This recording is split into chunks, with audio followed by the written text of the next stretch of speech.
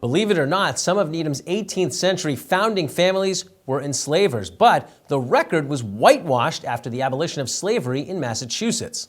After years of research, the Needham History Center, in collaboration with the Unitarian Universalist Church, is hosting a virtual presentation and discussion about the history of enslavement in Needham and how it has affected our current ideas of community and justice.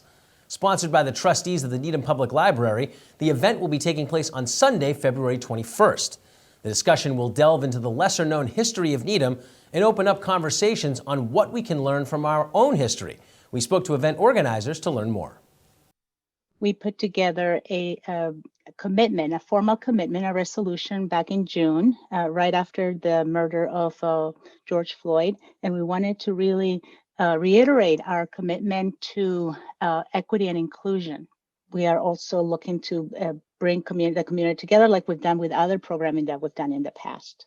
It's been kind of a two-pronged approach of my looking at the history part and Reverend Katie looking at how this history still involves us, still impacts us, what difference it's made to our current situation. If we looked at Clark's history of Needham, it basically had a short entry that said, Black slavery was never a big issue in Needham. George Coon Clark's history was just the tip of the iceberg for the enslavement history in our town. And I was not expecting to find enslavement history here, frankly, just because of my own ignorance about slavery in Massachusetts and New England more broadly. I think that it is helpful for us as we tackle modern social justice issues, when we think about the disproportionate impact that the pandemic has had on communities of color, when we think about the disproportionate impact that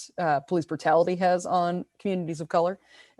It helps us as for myself as a white ally, it helps me make more sense of why our country is set up the way it is.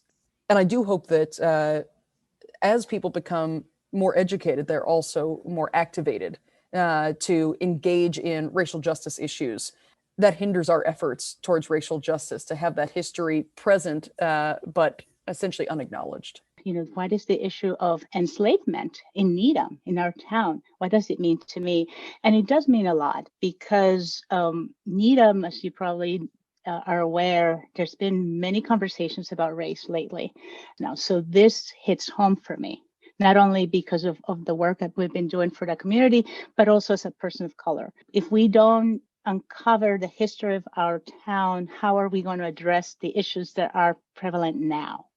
To learn more about the Enslavement in Needham event and register to attend, please visit needhamhistory.org.